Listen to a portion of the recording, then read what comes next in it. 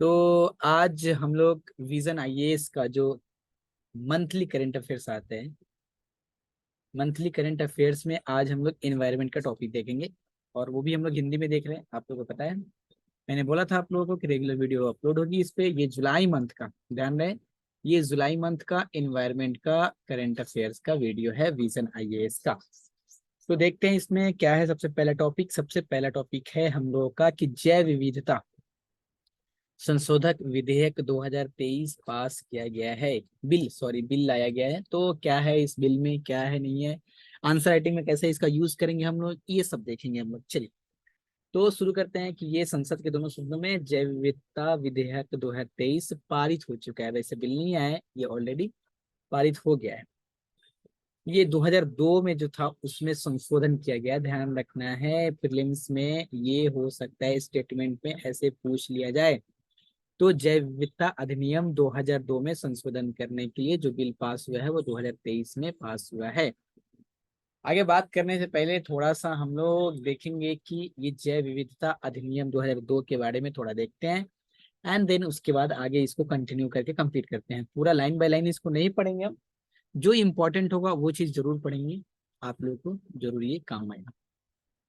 चलिए, जैव विविधता अधिनियम 2002 के बारे में अगर देखिए तो ये अधिनियम जो है वो भारत के संयुक्त राष्ट्र जैव विविधता अभिसमय, जिसको हम लोग बोलते हैं कि सीबीडी। सीबीडी मतलब क्या, यूनाइटेड नेशन का जो है कन्वेंशन ऑन बायोलॉजिकल डाइवर्सिटी 1992 के उद्देश्य को पूरा करने के लिए इसे लागू किया गया था। ठीक है, कोई बात नहीं। अच्छा, सीबीडी की जब बात सुनिए तो जरा सा सीबीडी के बारे में बात कर लेते हैं। तो इधर सीबीडी के बारे में इधर राइट में लिखा हुआ है। हाँ, तो इसका सबसे पहले देख लेते हैं कि इसका सचिवालय क्या है। तो इसका सचिवालय कनाडा के मॉन्ट्रियल मॉन्ट्रियल में है। इसको यूएन सीबीडी भी लिखा होता है या फिर सीबीडी लिख सकते हैं ऐसे। तो कैसे बोलते हैं इसको, United Nations convention on biological diversity. ये क्या है भाई साहब? तो ये एक अंतरराष्ट्रीय स्तर पर कानूनी रूप से बाध्यकारी बहुपक्षीय संधि है। ध्यान रखना है इसमें, ये एक कीवर्ड है बाध्यकारी। बाध्यकारी बहुपक्षीय संधि है। इसमें भारत क्या है, मेंबर है, यस मेंबर है। ये टोटल 196, इसको ध्यान रखने की कोई जरूरत नहीं है। इसके काम क्या है, क्या उद्देश्य है इसके, तो 1992 में ये बना।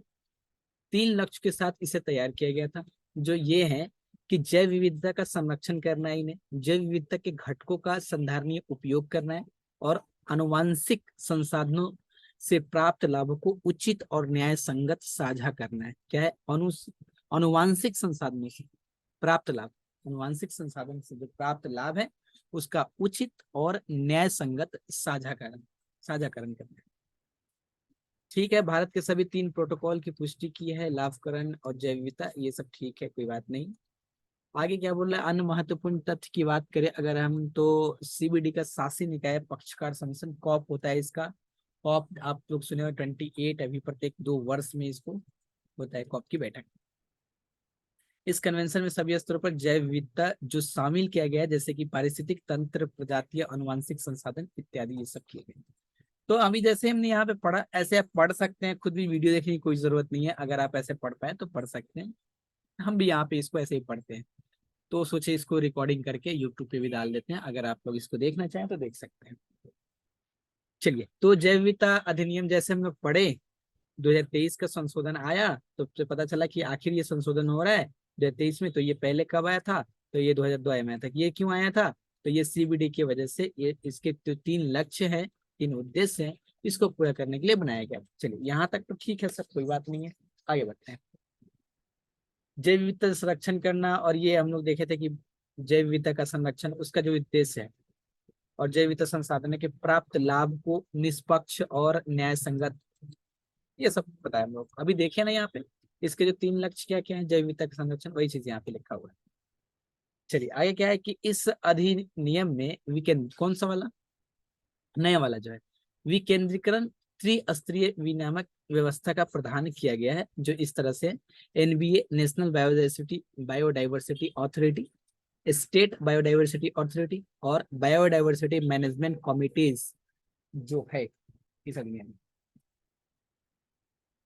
यह अधिनियम जैव विविधता का संरक्षण करने वाले और इससे संबंधित ज्ञान के सृजनकर्ता तथा धारकों के साथ लाभ साझा करने का काम करता है। सही बात है सर, अभी तो पढ़े ना।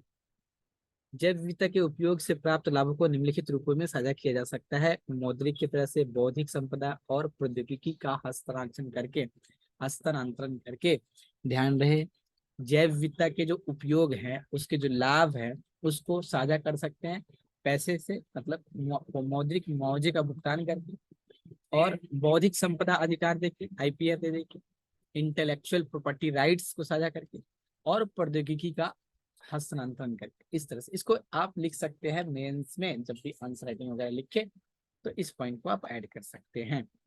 विधेयक का महत्व क्या है, तो महत्व क्या होगा, वन औषधि पादपों पर पड़ने वाले दबाव को कम करना है, भारतीय चिकित्सा पद्धति को बढ़ावा देने के लिए, पेटेंट आवेदन प्रक्रिया और अनुसंधान परिणामों के हस्तांतरण को तीव्र ट्रैकिंग और सुविधाजनक बनाता है, अधिक विदेशी निवेश के लिए। की पॉइंट ध्यान रखना है, चिकित्सा पद्धति को बढ़ावा देना है, अधिक विदेशी निवेश का मार्ग खोलता है, और आपका वन औषधि पादपों पर पड़ने वाले दबाव को कम करना है। इस तरह से 2-3 की पॉइंट आप ध्यान रखेंगे, काफी यही थी।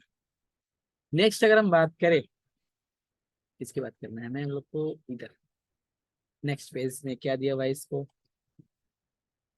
चलिए, ऐसा नहीं है कि लाइन बाय लाइन हम इसको पढ़ेंगे, लंबा वीडियो नहीं बनाएंगे, कोशिश करेंगे। अच्छा, जैव विविधता संशोधन विधेयक द्वारा अधिनियम परिवर्तन की पॉइंट देखते हैं। 2002 में क्या था और 2023 में क्या हुआ है। छूट के दायरे में वृद्धि की गई है, छूट का दायरा है। इस अधिनियम के अनुसार जैविक संसाधनों के उपयोग के लिए विनियामक प्राधिकरण से पहले मंजूरी लेना या उससे सूचित करना अनिवार्य था। जैविक संसाधनों के उपयोग के लिए पहले मंजूरी लेना क्या था, अनिवार्य था। अब ऐसा कुछ नहीं है।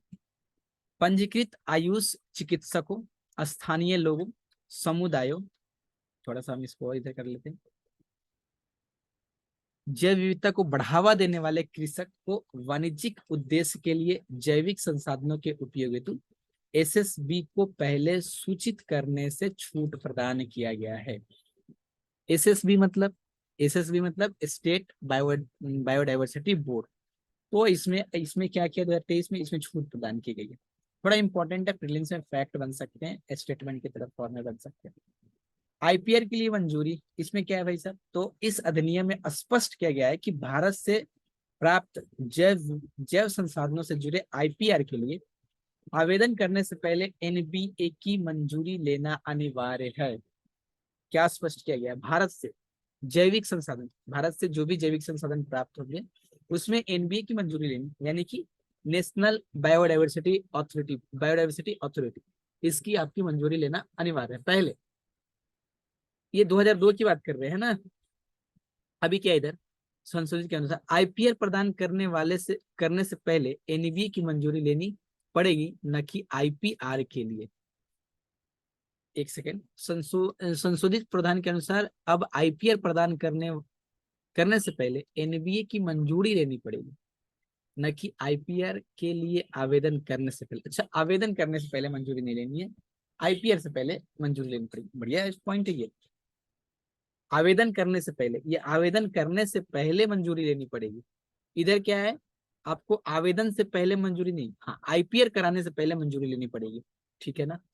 अगली पॉइंट देखते हैं, अगर हम लाभ साझा करना, इधर क्या था 2002 में, इस अधिनियम के अनुसार जैविक संसाधनों और इनसे संबंधित ज्ञान का उपयोग करने वालों को स्थानीय समुदाय के साथ साझा करना अनिवार्य है। बढ़िया है, इस अधिनियम के अनुसार जैविक संसाधनों और इससे संबंधित ज्ञान का उपयोग करने वाले को स्थानीय समुदायों के साथ लाभ साझा करना अनिवार्य है। बहुत अच्छी बात है। यह विधेयक संहिताबद्ध पारंपरिक ज्ञान का उपयोग करने वाले को स्थानीय समुदाय के साथ साझा करने से छूट प्रदान करता है। ये ठीक है, ठीक ही है। चलिए, अपराध और जुर्माना क्या था भाई 2002 में, 2002 में था 5 वर्ष की सजा या जुर्माना अथवा दोनों हो सकता था। किसमें, अनुमति नहीं लेने पे। क्या बोला, इस अधिनियम में अलग अलग गतिविधियों के लिए सरकारी एजेंसियों से, जिस टाइप का काम कर रहे हैं उस टाइप के सरकारी एजेंसी से आपको अनुमति लेना है। आप अनुमति नहीं लेते हैं तो 5 साल की जेल हो सकती है और जुर्माना भी लग सकता है या फिर दोनों हो सकता है। अभी इधर देखिए 2023 में क्या किया गया, कई कृत्यों को गैर आपराधिक बना दिया गया। ऐसा कुछ आपराधिक नहीं है। नियमों के उल्लंघन के मामले में कारावास के स्थान पर जुर्माना का प्रावधान किया गया है। जुर्माने के लिए 1 से लेकर 50 लाख तक की राशि जुर्माना हो सकती है। लगातार उल्लंघन की स्थिति में 1 करोड़ रुपए तक की अतिरिक्त जुर्माना लगाया जा सकता है। यहाँ दंड निर्धारित करने वाले अधिकारी संयुक्त सचिव के स्तर के नीचे रैंक का नहीं होना चाहिए। वेरी वेरी इंपॉर्टेंट पॉइंट है ये। दंड जो निर्धारित करने वाला जो अधिकारी होगा वो संयुक्त सचिव के स्तर से नीचे का नहीं होना चाहिए। ऐसा नहीं कि कोई भी आके ऐसा ही भी आपको क्या कर रहा है कि लगा दे रहा है। आगे बात करते हैं। नेक्स्ट पॉइंट अगर हम देखें तो इसमें जो पॉइंट है अगला हमारा एनबीए का विस्तार जो क्या है, मतलब नेशनल बोर्ड अथॉरिटी का क्या विस्तार है। तो इधर क्या है का कि इस अधिनियम के अनुसार 2002 के अनुसार एनबीए के अध्यक्ष के अलावा 10 पदेन सदस्य होना अनिवार्य है। 2002 में था कि 10 पदेन सदस्य होना। इनमें विशेषज्ञों और वैज्ञानिकों के बीच 5 गैर आधिकारिक सदस्य नियुक्त किए जाएंगे। 10 जो सदस्य हैं इनमें से विशेषज्ञों और वैज्ञानिकों के बीच से 5 गैर सदस्य नियुक्त किए जाएंगे। इसमें क्या है कि जनजातीय कार्य, जैव विविधता जैसे मामले, जनजातीय जैव विविधता जैसे मामले से जुड़े मंत्रालयों का प्रतिनिधित्व करने वाले 16 पदेन सदस्य होंगे। पहले कितने थे? 10, अभी कितने हैं? 16। राज्य जैव विविधता बोर्ड 4 प्रतिनिधि होंगे। इनमें से विशेषज्ञ में से 5 गैर आधिकारिक सदस्य नियुक्त किए जाएंगे। 1 सदस्य सचिव होगा, जैव विविधता संरक्षण का अनुभव रखने वाला सचिव होगा, जो एनबीए का मुख्य समन्वय अधिकारी होगा। तो ये है आपका जैव विविधता संशोधन विधेयक 2023, जो कि दोनों सदनों से पास हो चुका है। क्या क्या इसमें ध्यान रखना है, फिर से अगर हम एक बार आपको दिखाएं तो छोटे छोटे पॉइंट को ध्यान रखना है कि 2002 में जो था ये, इसमें आपका क्या था, मंजूरी लेना अनिवार्य था। अभी एसएसबी से पहले सूचित करने से छूट प्रदान की गई। किसके लिए? उपयोग के लिए, जैव संसाधनों के उपयोग के लिए। ठीक है ना। आगे उस तरह से आईपीआर के आवेदन के लिए पहले हम लोगों को क्या लेना पड़ता था? मंजूरी लेना पड़ता था। अभी आईपीआर लेने के लिए मंजूरी लेनी पड़ेगी, आईपीआर के आवेदन के लिए नहीं। ध्यान रखना है, आवेदन यहाँ पे की पॉइंट है। बात करते हैं फिर जैव अधिनियम जैव विविधता के संबंधित ज्ञान। अच्छा, उससे ज्ञान जो संबंधित ज्ञान है उसको क्या था, स्थानीय लोगों के साथ शेयर करना होता था, बट ऐसा अभी नहीं है। 2023 वाले में 5 वर्ष की सजा और जुर्माना का प्रावधान था। अभी 1 से 1.5 लाख का 1 करोड़ तक भी जा सकता है ये जुर्माना का प्रावधान। अभी जेल का कोई ऐसा प्रावधान नहीं है। ध्यान रखना है कि कोई भी सजा का प्रावधान नहीं है जेल रहने, कारावास के स्थान पर। हाँ, कारावास के स्थान पर जुर्माने का प्रावधान किया गया, मतलब 2023 वाले में किसी को जेल नहीं भेजा जाएगा। चलिए, इधर आपका क्या है कि जो उसको मतलब सजा दे रहा है इस तरह का जुर्माना वाला, वो संयुक्त सचिव के नीचे के स्तर के पोस्ट का नहीं होगा। पहले 10 पदेन सदस्य थे, अभी 16 पदेन सदस्य हैं। 4 प्रतिनिधि राज्य जैव विविधता बोर्ड से आएंगे। हो गया ये। चिंता क्या है भाई? चिंता तो बस यही है कि संहिताबद्ध पारंपरिक ज्ञान की परिभाषा ही ठीक नहीं है हमारे पास। अस्पष्टता है। सीबीडीवी के नागोया और कार्टाजोना प्रोटोकॉल में इस शब्दावली को परिभाषित नहीं किया गया है कि आखिर ये कोडिफाइड ट्रेडिशनल नॉलेज किसको कहते हैं, ये चीज नहीं पता है। यदि इस शब्दावली की व्यापक व्याख्या की जाए तो इससे लगभग सभी पारंपरिक ज्ञान से होने वाले लाभ को साझा करने से छूट मिल सकती है। तो ये सब मेंस पॉइंट में हम लोग यूज कर सकते हैं। लाभ साझा करने संबंधी निर्णय लेने में स्थानीय समुदाय की भूमिका की कमी है। ये चीज बहुत ही इंपॉर्टेंट है। लाभ साझा करने संबंधी निर्णय लेने में स्थानीय समुदायों की भूमिका में कमी है। यह विधेयक पारंपरिक रूप से सहमत शर्तों के निर्धारण में स्थानीय निकायों और लाभ पर दावा करने वाले को प्रत्यक्ष भूमिका को समाप्त कर देता है। ये हो गई। थोड़ा सा अगला पेज से देखते हैं कुछ और इस पॉइंट में। हाँ, थोड़ा सा है मेंस पॉइंट में लिखने के लिए कि क्या चैलेंजेस है इसमें।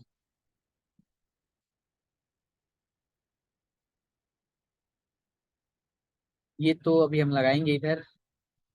चलिए, अपराध और जुर्माना से जुड़ी चिंताएं। संशोधन विधेयक में 1 लाख रुपए से लेकर 1 करोड़ रुपए, 1 से 50 था, और लगातार करने पे 1 करोड़ रुपए तक का जुर्माना का प्रावधान था। इस व्यापक सीमा के भीतर जुर्माना का निर्धारण करने हेतु निर्णय लेने वाले अधिकारी के लिए कानूनी मार्गदर्शन की आवश्यकता है। ये तो जुर्माना लगा देगा, वो तो जज नहीं है ना, वो तो एक अधिकारी है। बड़ी कंपनियां पूर्व मंजूरी लेने या लाभों को सजा करने की अनिवार्यता से बच सकती है। ये जो अनिवार्यता है ना, अभी जो था ना कि आपको पहले अनिवार्य है आईपीआर लेने के लिए, एप्लीकेशन करने के लिए, अब ये अनिवार्यता से बच सकते हैं। केवल अधिकांश आयुष कंपनी प्रैक्टिस करने के लिए आयुष चिकित्सकों के नाम पर पंजीकृत हैं। इन चिकित्सकों को छूट प्रदान करने से उनकी कंपनियां को भी छूट मिल सकती है।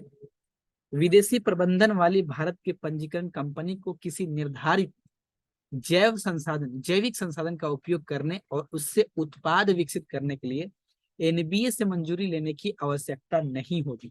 ऐसे में एनबीए के ज्ञान संज्ञान के बिना उत्पाद की बिक्री से लाभ, किसी भी प्रकार का मौद्रिक लाभ स्थानीय समुदाय तक नहीं पहुंच सकता है। ये चीज हम लोग जो देखे हैं कि संशोधन विधेयक में ये जो प्रावधान किया गया है, इससे स्थानीय समुदाय को आर्थिक लाभ तो नहीं पहुंचने वाला है। तो भाई निष्कर्ष क्या बोला है इससे? निष्कर्ष ये निकलता है इससे कि ऊपर व्यक्त की गई चिंताओं को दूर करने की आवश्यकता है। इससे भारत की समृद्ध जैव विविधता और इससे जुड़ी पारंपरिक और समकालीन ज्ञान प्रणाली के उद्देश्यों से समझौता किए बिना और उनके विकास और उपयोगिता को बाधित किए बिना उनका संरक्षण सुनिश्चित नहीं हो सकेगा। तो ये है मेरा इन्वायरमेंट का सबसे पहला टॉपिक। हम लोग क्या करेंगे, हमने आपको पहले ही बताया था, हम कुछ बड़ा टॉपिक करेंगे और उसके बाद सुर्खियों में जो न्यूज रहता है उसको करेंगे।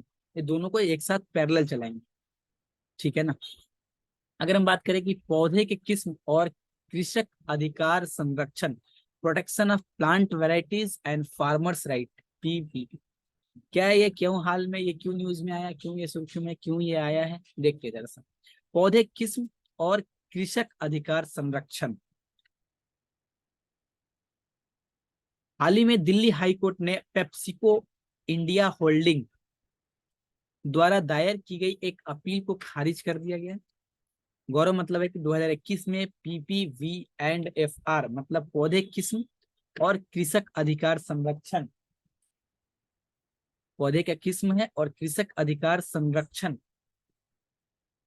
प्राधिकरण के एक आदेश जारी कर आलू की एक किस्म FL207, ऐसा नहीं सर एक लड़ाकू विमान है, नहीं, FL207 ये एक किस्म का आलू का किस्म है, पेप्सिको को मिले आईपीआर पंजीकरण प्रमाण पत्र को रद्द कर दिया गया है। आईपीआर को रद्द कर दिया, क्यों? इसके खिलाफ पेप्सिको ने दिल्ली हाईकोर्ट में अपील दायर की है। अब आते हैं आगे, क्यों भाई ऐसा क्या हुआ, रद्द क्यों कर दिया गया? तो मुद्दा ये है कि FL2027 नामक आलू की जो किस्म है, व्यवसायिक नाम इसका FC5 है, को पेप्सिको के अनुबंध कृषि व्यवस्था के तहत 2009 में प्रस्तुत किया गया था, ठीक है। FL2027 किस्म को पीपीवी एफआर मतलब कृषक पौधे किस्म और कृषक अधिकार, इसको सिंपल में ऐसे बोलते हैं सिर्फ, पीपीवी और एफआर अधिनियम 2001 के तहत पंजीकृत किया गया था, ठीक है। 2019 में पेप्सिको ने गुजरात के कुछ किसानों पर इस अधिनियम के तहत पंजीकृत आलू के किस्म को अवैध रूप से उगाने और बौद्धिक संपदा अधिकार का उल्लंघन करने के लिए मुकदमा दायर किया था। कब? 2019 में ऐसा हुआ। फिर बोल रहा है कि पंजीकरण के लिए गलत जानकारी प्रस्तुत करने और किसानों के अधिकारों के उल्लंघन के आधार पर 2021 में इस पंजीकरण को रद्द कर दिया गया, ठीक है। फिर कोई बात नहीं, रद्द कर दिएगा तो ठीक है, उल्लंघन किया किस चीज को। अब ये जो पीपीवीआर और एफआर 2001 के बारे में देख लेते हैं, ये क्या है? पीपीवी एंड एफआर पौधे के किस्म, पौधे के किस्म और पौधे किस्म और कृषक अधिकार, फार्मर राइट्स, कानून का निर्माण, यह 2001 में ट्रिप्स समझौते के अनुच्छेद 27 के तहत बनाया गया। ध्यान रखना है इसको, ध्यान रखना है कि पीपीवी एंड एफ आर ये बना है ट्रिप्स, ट्रिप्स समझौते के अनुच्छेद 2017 के तहत, सॉरी सॉरी अनुच्छेद 27 3 भी, इतना ये इम्पोर्टेंट नहीं, के तहत बनाया गया है। अब ट्रिप्स क्या, ट्रिप्स का क्या मतलब है? Trade related aspects of intellectual property right, बौद्धिक संपदा अधिकार के व्यापार संबंधी पहलू। यह यह अधिनियम पौधों की नई किस्मों के संरक्षण के लिए अंतर्राष्ट्रीय संघ 1978 के उद्देश्यों के अनुरूप है। अब ये उपभोग क्या है उसको देखते हैं। तो उपभोग पहले देख लेते हैं, फिर इधर आते हैं। तो उपभोग क्या है भाई साहब? तो इसको हम लोग बोलते हैं उपभोग को international union for the protection of new varieties of plants, नई पादप किस्मों के संरक्षण के लिए अंतरराष्ट्रीय संघ, हेडक्वार्टर स्विट्जरलैंड में, इसको ध्यान रखना है। उत्पत्ति कब हुई थी? तो इसे नई पादपों किस्म के संरक्षण के लिए अंतरराष्ट्रीय अभिसमय द्वारा स्थापित किया गया था। इसे 1961 में अपनाया गया। जैसे ध्यान रखना है, यूपोव नए वैरायटी की जो किस्में हैं, नई पादप के किस्मों के संरक्षण के लिए, इसको कब लाया गया था? 1961 में लाया गया। इसके बारे में देखते हैं। ये समाज के लाभ के लिए पादप किस्मों को विकास को प्रोत्साहित करने के लिए, करने के उद्देश्य से पादपों की विविधता के संरक्षण की एक प्रभावी प्रणाली को बढ़ावा देता है। भारत इसका सदस्य नहीं है, नहीं है, ध्यान रखना है, भारत इसका सदस्य नहीं है, उपभोग का सदस्य नहीं है। जस्ट 1 सेकेंड, ठीक है ना? चलिए तो फिर देखते हैं हम लोग क्या, ये तो उपभोग देख लिए। आगे बात करते हैं, ये नई मौजूदा तथा किसानों द्वारा विकसित किस्मों को संरक्षण प्रदान करने वाला दुनिया का एकमात्र आईपीआर कानून है। ओनली का ऑप्शन जो ट्रिक लगाते हैं हम लोग, ओनली है मतलब गलत है, नहीं सही है।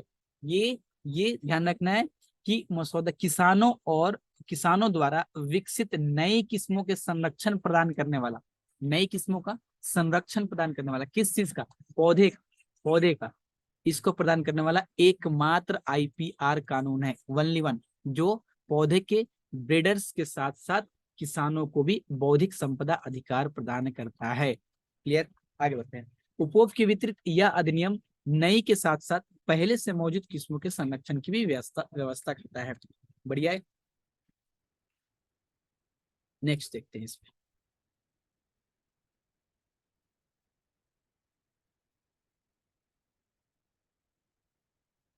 अधिनियम के उद्देश्य क्या है? ये पीपीवीआर, पीपीवी एंड एफआर, इसके उद्देश्य है पौधे की नई किस्मों के विकास के लिए, पौधे की आनुवंशिकता संसाधनों के संबंध में किसानों के अधिकारों की मान्यता देना, उनकी रक्षा करना, देश में कृषिगत विकास में तेजी लाना, पौधों के ब्रीडर्स के अधिकारों की रक्षा करना, देश में बीज उद्योग के विकास को सुगम बनाना। ठीक है ना? संरक्षण की अवधि कितने साल की होती है? तो 18 साल की होती है। किस टाइप के? तो वृक्ष और लताओं के मामले में, अगर वृक्ष है या फिर लतीदार पौधे हैं तो इनके लिए 18 वर्ष की होती है संरक्षण। और अगर बात करें अन्य फसल के 15 वर्ष के लिए, और पहले से जो मौजूद किस्म के जो पादप है उनके लिए 15 वर्ष। संस्थान देखे तो अगर पौधे किस्म के संरक्षण अपीलीय जो अधिकरण है वो क्या है? पीवीपीएटी, पीवीपीएटी, इसका जो फुल फॉर्म होगा आपका क्या होगा? Protection of plant varieties and farmers right authority. यह अधिकरण एक वर्ष, एक वर्ष के भीतर अपील का निपटारा करेगा। निर्णयों को उच्च न्यायालय में चुनौती दी जा सकती है। इसके निर्णय को, पीवी पैट के निर्णय जो आ रहे हैं, इसके निर्णय को उच्च न्यायालय में चुनौती दी जा सकती है।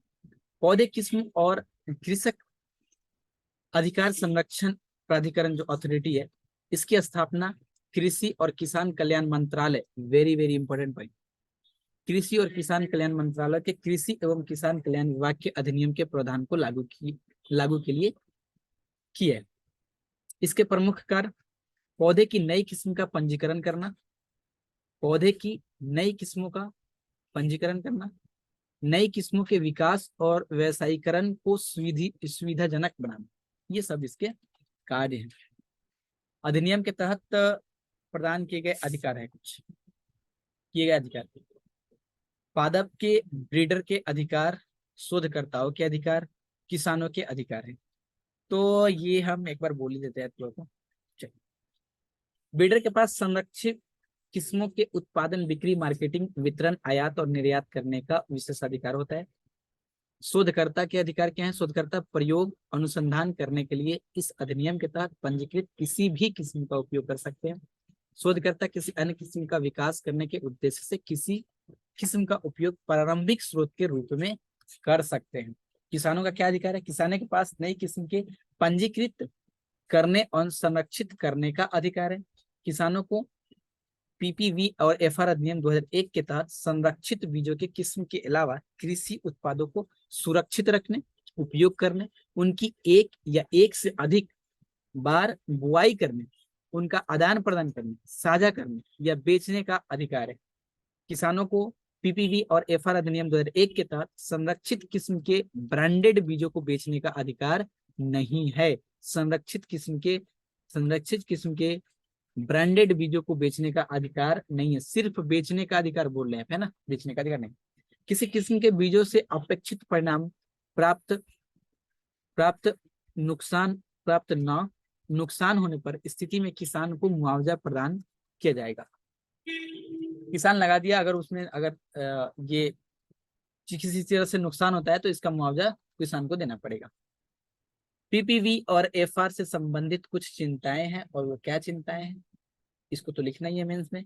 बीजों तक सीमित पहुंच है। ब्रीडर को दिए गए अधिकारों के कारण पेटेंट वाले बीज महंगे हो जाते हैं, जिससे लघु एवं सीमांत किसानों तक किसानों की पहुंच से दूर हो जाता है। हाइब्रिड और जेनेटिकली मॉडिफाइड जीएम बीजों की प्राथमिकता यह बढ़ रही है। यह पौधों के अनुवांशिक संसाधनों के संरक्षण से संबंधित पीपीवी और एफआर के उद्देश्य के प्रतिकूल है। लागू करने में चुनौती है, जागरूकता का अभाव है, संसाधनों और बुनियादी ढांचों की कमी है। जैसे चुनौतियों के कारण इस कानून को प्रभावी तरीके से लागू करने में समस्या उत्पन्न होती है। बायोपायरेसी संबंधी चिंताएं हैं। स्थानीय समुदायों को उनके पारंपरिक ज्ञान संसाधनों के लिए उचित मुआवजा न देकर उनका शोषण किया जाता है। ये सब चिंताएं हैं हमारी किसानों के लिए, और ये भी पॉइंट हमने कवर कर लिया। एक और देखेंगे हम लोग, भारत में बाघ के संरक्षण की कोशिश करेंगे। निष्कर्ष क्या लिखेंगे भाई? वैसे तो पीपीवीआर अधिनियम 2001 पादप ब्रीडर्स, शोधनकर्ता और किसानों के हित को बढ़ावा देता है, लेकिन जमीनी स्तर पर इसे अधिक प्रभावी बनाने के लिए इसे व्यापक रूप से लागू करने की जरूरत है। अब देख लेते हैं कि पेटेंट और पीपीवीआर में क्या डिफरेंस है। पीपीवीआर, पेटेंट और पीपीवी एंड एफआर, यह औद्योगिक उपयोग से संबंधित वस्तुओं के लिए आईपीआर लगाता है। ध्यान रहे, किसके लिए? तो औद्योगिक उपयोग से संबंधित वस्तुओं के लिए।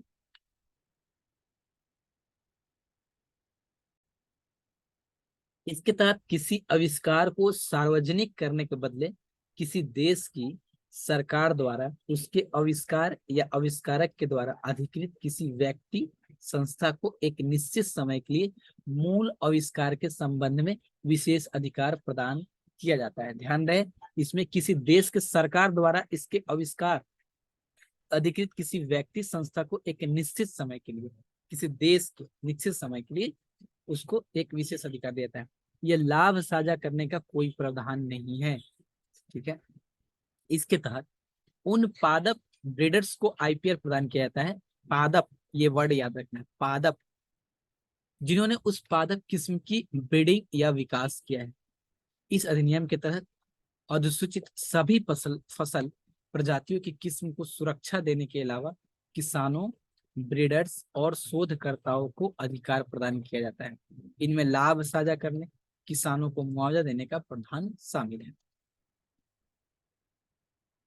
नेक्स्ट हम लोग बात करते हैं क्या कि भारत में बाघ का संरक्षण, भारत में बाघ संरक्षण, टाइगर कंजर्वेशन इन इंडिया। बाघ की स्थिति रिपोर्ट आई है हाल ही में। राष्ट्रीय बाघ संरक्षण प्राधिकरण NTCA national tiger conservation authority ने एक रिपोर्ट जारी किया है। इसका शीर्षक क्या है? भारत में बाघ, सह और शिकार की स्थिति 2022। बात करते हैं तो बाघ की स्थिति रिपोर्ट प्रमुख बिंदुओं पर नजर देते हैं। इसका भू क्षेत्र, भारत में कुल 53 टाइगर रिजर्व मौजूद है। ये भारत के 2.3% भूभाग में फैले हुए हैं। ध्यान दें, भारत भारत का जो कुल भौगोलिक क्षेत्रफल है उसके 2.3 भाग में बाघ फैले हुए हैं। टोटल कितने? 53 टाइगर रिजर्व हैं। बाघों की संख्या वर्तमान में दुनिया भर में पाए जाने वाले वन्य बाघों की लगभग 75% आबादी बाघ भारत में मौजूद है। मध्य भारत शिवालिक पहाड़ी, ये मध्य भारत हम बोल सकते हैं, कर दिया हुआ है। मध्य भारत शिवालिक पहाड़ियां तथा गंगा के मैदानों में बाघों की आबादी में उल्लेखनीय वृद्धि दर्ज की गई है। टाइगर रिजर्व की सुरक्षा मजबूत करने की आवश्यकता है। लगभग 35% टाइगर रिजर्व्स में तत्काल सुरक्षा उपाय करने और बाघों को फिर से बसाने की आवश्यकता है। 35% टाइगर रिजर्व में। जरा सा ये डेटा देख लेते हैं हम लोग, बाघ रिपोर्ट का जो डेटा है एक नजर में देख लेते हैं। बाघ रिपोर्ट के महत्वपूर्ण बिंदुओं पर एक नजर।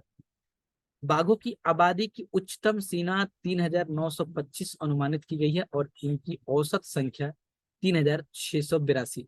ऐसा नहीं 30,000 बोल दे या 300 बोल दे तो नहीं, 3,900 मतलब 4,000 के अप्रोक्स में। देश में बाघों की संख्या देखी जाए तो 2018 में 2,967 थी, जबकि 2022 में 3,682 हुई, मतलब वृद्धि हुई है। बाघों की न्यूनतम संख्या वाले अगर राज्य की बात कर ले तो 2018 में नागालैंड में 0, मिजोरम में 0। तो सेम कंडीशन 2022 में नागालैंड में 0 है और मिजोरम में भी 0 है। झारखंड की बात करें तो झारखंड में 2018 में जहां 3 बाघ थे वहीं अभी 1 ही बाघ है। गोवा में 3 से 5 वृद्धि हुई है। अरुणाचल प्रदेश में कमी आई है, 29 से 9। बाघों की अधिकतम संख्या वाले अगर राज्य की बात करें, अधिकतम संख्या वाले, तो मध्य प्रदेश है। और अगर देखा जाए तो वृद्धि भी इसी मध्य प्रदेश में हुआ है। जैसे ये डार्क ब्लैक जो दिख रहा है वो मध्य प्रदेश का जो 2022 का डेटा है, और जो हल्का कम डार्क है उसको वो 2018 का है। जहां 2018 में 526 वही 785 है। तो ऐसा ध्यान रखना है, मध्य प्रदेश, कर्नाटका और उत्तराखंड यहाँ पे सबसे अधिक बाघों की संख्या वाले ये राज्य है। अगर हम बात करें, 3 याद रखना है कि मध्य प्रदेश, कर्नाटका और उत्तराखंड। मध्य प्रदेश हो गया आपका ये, और कर्नाटका और उत्तर प्रदेश। 5 याद नहीं रखने की जरूरत नहीं। बाघों की सर्वाधिक संख्या वाले रिजर्व की बात करें तो सबसे ज्यादा रिजर्व अगर बाघों की है तो ये जिम कॉर्बेट में, जहां 2018 में 231 थी, वहीं 2022 में 260 है। तो ये बोल रहा है रिजर्व, टाइगर रिजर्व बोल रहा है, तो सबसे ज्यादा जिम कॉर्बेट में, देन बांदीपुर और फिर नागरहोल। 3 ध्यान रखना है। क्या? जिम कॉर्बेट उत्तराखंड में, बांदीपुर कर्नाटका और नागरहोल भी कर्नाटका में। ये बांधवगढ़ मध्य प्रदेश में और दुधवा उत्तर प्रदेश में। बाघ विहीन अगर रिजर्व की बात करें, जहाँ पे बाघ है ही नहीं, तो वो है आपका दंपा जो मिजोरम में है, कामलांग जो अरुणाचल प्रदेश में है, कवाल तेलंगाना और सतपुसिया उड़ीसा में, और समहाद्री महाराष्ट्र में, जहाँ पे कोई बाघ नहीं है। बात करें अगर फिर नेक्स्ट पेज की, अगर हम, तो ये तो रिपोर्ट ही थी, बस रिपोर्ट के साथ साथ ये टॉपिक कैसे हम लोग का खत्म हो जाता है। अगर बात करें कि बाघों की गणना के लिए उपयोग की गई तकनीक, ये एक बार प्रीलिम्स में पूछा जा चुका है। M S trips monitoring system for tiger intensive protection and ecological status. इस तकनीक में बाघ पर्यावास क्षेत्र से जानकारी एकत्र करने के लिए ग्लोबल पोजिशनिंग सिस्टम जीपीएस और रिमोट सेंसिंग का उपयोग किया जाता है। ठीक है भाई, एम स्ट्रिप में ध्यान रखना है, जीपीएस और रिमोट सेंसिंग का उपयोग किया जाता है। कैमरा ट्रैप आधारित कैप्चर, मार्क और रिकैप्चर। कैमरा ट्रैप सर्वेक्षण बाघों की आबादी और घनत्व का अनुमान लगाने के लिए एक प्रमाणित विधि है। उन क्षेत्रों में जहां कैमरा ट्रैपिंग संभव नहीं है, वहां बाघों की उपस्थिति की पुष्टि के लिए मॉलिक्यूलर टूल्स का उपयोग किया जाता है। किसकी गणना के लिए मॉलिक्यूलर टूल्स का उपयोग किया जाता है? तो बाघों की गणना के लिए उपयोग किया जाता है। इसमें स्कैट्स मल की सहायता से डीएनए का पता लगाया जाता है। तो ये कहानी भी खत्म हुई। अगला जो है हम लोग का इसी से रिलेटेड है, टाइगर रिजर्व का प्रबंधन और प्रभावशीलता मूल्यांकन। Management effective evaluation of tiger reserves. Tiger reserve का प्रबंधन, प्रभावशीलता मूल्यांकन, मैनेजमेंट इफेक्टिव इवैल्यूएशन। देखते हैं इसका क्या है, सुर्खियों में ये क्यों रहा है। तो एनटीसीए ने भारत टाइगर रिजर्व प्रबंधन प्रभावशीलता मूल्यांकन का 5वां चक्र का फाइनल रिपोर्ट जारी किया। एमईई के बारे में अगर देखें तो इसकी शुरुआत 2006 में हुई थी। सरकार उसी वर्ष पूरे देश में टाइगर रिजर्व का मूल्यांकन करने के लिए एमईई का उपयोग कर रही है। उसी समय से 2006 से एमईई का उपयोग किया जा रहा है। अब एमईई की उपयोग किस लिए की जाती है, तो इसमें क्या है आपका ध्यान रखना है, पूरे देश में टाइगर रिजर्व के मूल्यांकन करने के लिए। अब एमईई के बारे में इधर थोड़ा देखेंगे, बट थोड़ा सा इधर पढ़ लेते हैं, फिर इसके बाद देखते हैं। इसमें ये फैक्ट ध्यान रखना है कि इसे एनटीसीए और भारतीय वन्य जीव संस्थान द्वारा संयुक्त रूप से संचालित किया जाता है। Wildlife institute of India, NTCA और wildlife institute of India द्वारा संयुक्त रूप से संचालित किया जाता है। यह सरकार द्वारा आयोजित मी का 5वां चक्र है, देखा है हमने। आईयूसीएन और संरक्षित क्षेत्रों पर विश्व प्राकृतिक संसाधन आयोग,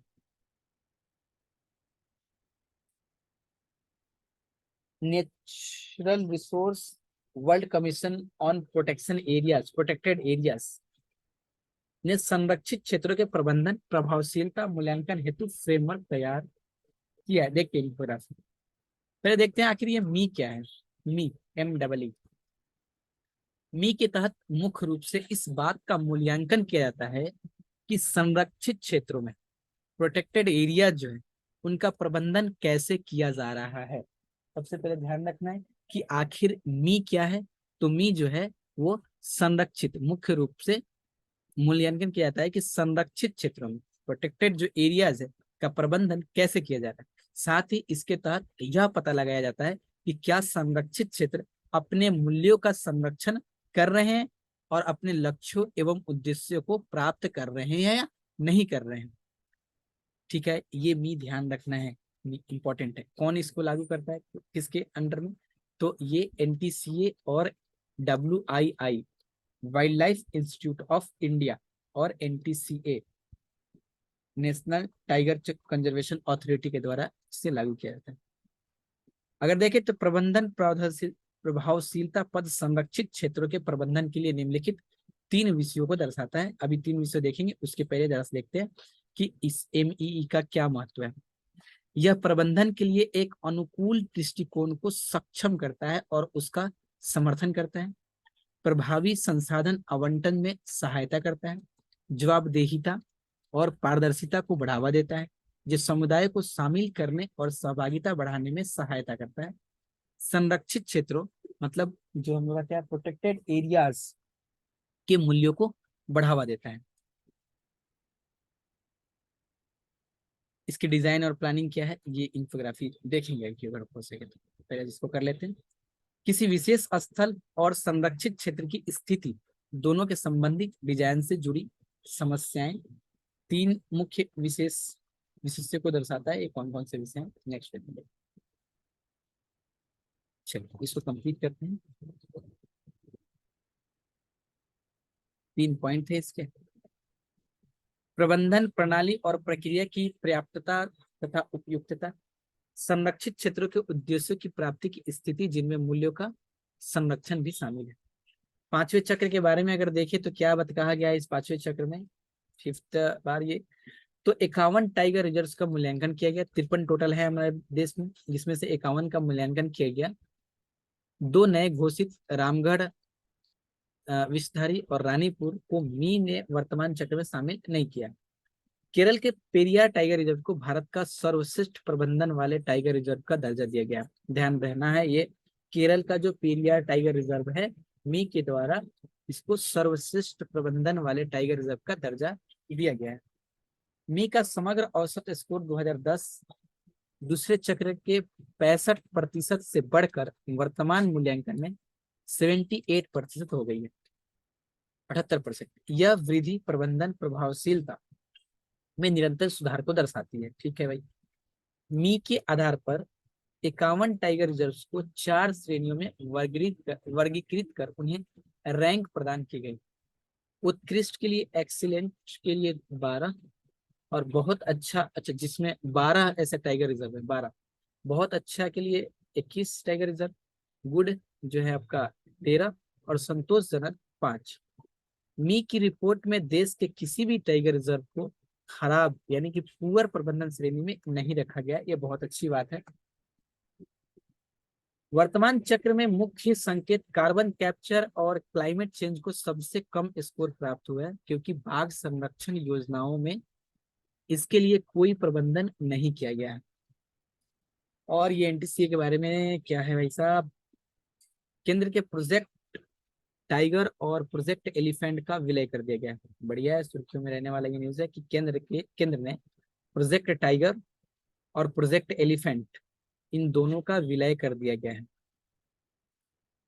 वेरी इंपॉर्टेंट टॉपिक है। पहले प्रोजेक्ट एलिफेंट भी हुआ करता था और प्रोजेक्ट टाइगर भी हुआ था, इन दोनों का विलय कर दिया गया। विलय के बाद MOEFCC के तहत project tiger and elephant division नामक एक नए प्रभाग गठित किए गए हैं।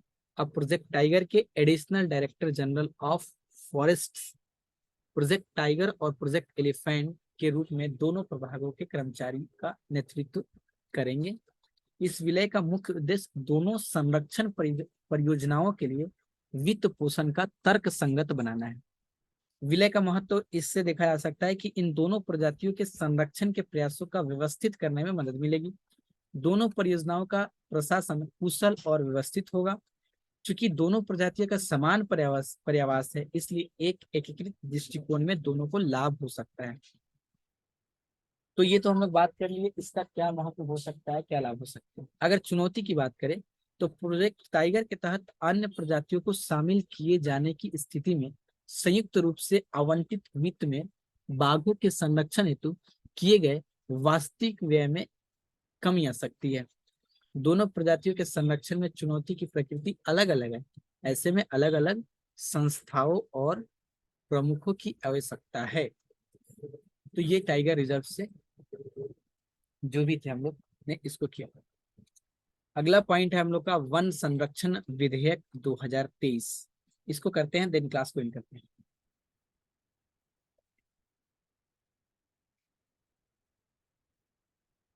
क्या ये भी एक बिल है, ये भी शायद पास ही हो गया। हाल ही में संसद के दोनों सदनों ने वन संरक्षण विधेयक 2023 पारित किया है। वन संरक्षण विधेयक 2023 के बारे में अगर देखें तो यह वन संरक्षण अधिनियम 1980 में संशोधन करेगा। जब भी विधेयक आ रहा है तो पहले तो कोई ना कोई कानून है इसको, उसी में तो संशोधन किया जाएगा। तो कौन सा? तो वन संरक्षण अधिनियम 1980 में संशोधन किया जाएगा। वन भारत के संविधान की 7वीं अनुसूची में समवर्ती सूची का एक विषय है। 7वीं अनुसूची, 7वीं अनुसूची है, और ये समवर्ती सूची का विषय है। समवर्ती सूची में हम लोग पता है कि संसद को इस विषय पर कानून बनाने का अधिकार है। समवर्ती सूची में दोनों को, राज्य को और केंद्र को, दोनों को कानून बनने का अधिकार है, लेकिन प्रभावी रूप से कानून अगर दोनों में झमेला हो जाए तो केंद्र का। वन संरक्षण अधिनियम अगर 1980, यह अधिनियम गैर वन उद्देश्यों के लिए वनों को काटने, वन भूमि के उपयोग पर कई प्रतिबंध लगाता है। साथ ही इसके किसी भी प्रावधान के उल्लंघन के लिए दंड का प्रावधान है। 1980 वाले में संशोधन के बाद अब मूल अधिनियम को वन संरक्षण और संवर्धन अधिनियम 1980 के नाम से जाना जाएगा।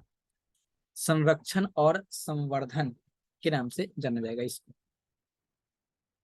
बात करते हैं कि यह विधेयक जो है भारत को अपने वनावरण वृक्षावरण को बढ़ाने, राष्ट्रीय और अंतर्राष्ट्रीय पर्यावरणीय लक्ष्यों को प्राप्त करने, राष्ट्रीय महत्व की सामरिक एवं सुरक्षा संबंधी परियोजनाओं को तेजी से पूरा करने में मदद करेगा। प्रमुख संशोधन पर एक नजर डालेंगे, उसके पहले हम थोड़ा सा इस पार्ट को देख लेते हैं। टीएन गोदावर्मन थिरुमुनपाद बनाम भारत संघवाद 1996 का क्या वाद है ये। 1996 तक संबंधित अधिकारी इस अधिनियम के प्रावधान को केवल भारतीय वन अधिनियम 1927 के तहत अधिसूचित वनों पर लागू किया जाता था, किया करते थे। इसके बाद सुप्रीम कोर्ट के फैसले के अधिनियम के अंतर्गत शामिल वन की परिभाषा का विस्तार किया गया, जिसमें निम्नलिखित शामिल थे। किसी भी सरकारी केंद्र और राज्य रिकॉर्ड में वन के रूप में दर्ज सभी क्षेत्र, चाहे वह किसी भी स्वामित्व, मान्यता और वर्गीकरण के तहत आते हो, ये सारे क्या होंगे, वन के कैटेगरी में होंगे। सभी क्षेत्र को वन शब्दकोश के अर्थ के अनुरूप 1996 के आदेश के बाद सुप्रीम कोर्ट द्वारा गठित विशेषज्ञ समिति द्वारा वन के रूप में निर्धारित किया जाता है। ठीक है, इसके संशोधन के बारे में देखते हैं क्या क्या संशोधन करने वाले हैं हम लोग। तार्किकता, यह संशोधन टीएन गोदावर्मन 1996 में, जो अभी हम लोग पढ़ के आए हैं इधर साइड में, सुप्रीम कोर्ट के फैसले से उत्पन्न हुई अस्पष्टता के बाद इस अधिनियम को लागू करने के दायरे को स्पष्ट करता है। प्रस्तावना की बात करें अगर, संशोधन के जरिए इस अधिनियम में एक प्रस्तावना शामिल की गई है। इसमें भारत के राष्ट्रीय स्तर पर निर्धारित योगदान एनडीसीज क्या है ये, वन नेशनल डिटरमाइंड कंट्रीब्यूशन, संबंधित लक्ष्यों और अन्य राष्ट्रीय लक्ष्यों को शामिल किया गया है। जैसे कि 2070 तक हम लोग को निवल शून्य उत्सर्जन प्राप्त करना है, तो इसमें इस लक्ष्य को रखा गया है। 2030 तक 2.5 से 3 बिलियन टन CO2 के बराबर अतिरिक्त कार्बन सिंक का निर्माण करना है। दायरा क्या है इसका, तो दायरा अधिनियम के प्रावधान के तहत शामिल की गई भूमि में निम्नलिखित शामिल है।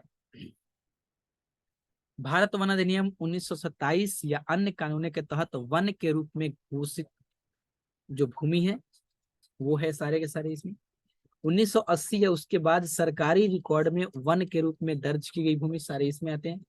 ये रिकॉर्ड राज्य सरकार, केंद्र शासित प्रदेशों के राज्य राजस्व विभाग, वन विभाग द्वारा दर्ज किए गए। इसमें ऐसी भूमि शामिल नहीं है जिसमें 1996 या उससे पहले वन से गैर वन उद्देश्य हेतु उपयोग करने के लिए आधिकारिक रूप से परिवर्तित किया जा चुका हो, वो भूमि शामिल नहीं है।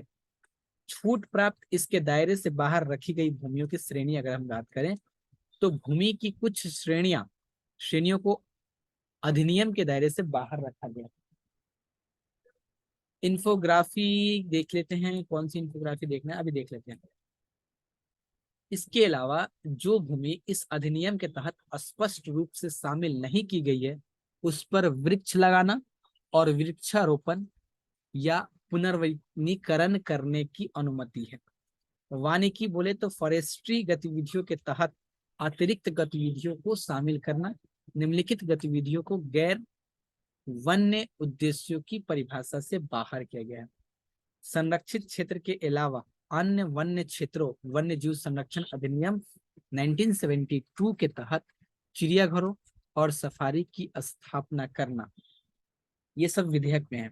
संबंधित क्षेत्र में लागू योजनाओं में शामिल इको टूरिज्म सुविधा, पुनरुद्धार करने वाली गतिविधियों सहित वनस्पति संवर्धन गतिविधियां और केंद्र सरकार द्वारा निर्धारित कोई अन्य गतिविधियां, वन्य भूमि के आवंटन पट्टे की एकरूपता, ये बहुत सारी चीजें, इतना नहीं देखना है दिमाग, और ये हो जाएगी।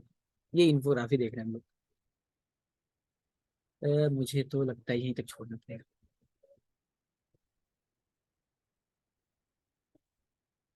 ये कुछ निम्नलिखित मामले में केंद्र सरकार को और अधिक अधिकार प्रदान किए गए हैं। वो मामला क्या क्या है? तो किसी भी सर्वेक्षण के लिए शर्तें व नियम का निर्धारण करना केंद्र सरकार को छूट है, छूट पर इसके दायरे से बाहर रखी गई भूमियों के लिए शर्तें और नियम बनाना। एक काम करते हैं, इसको नेक्स्ट में फिर कंटिन्यू करते हैं।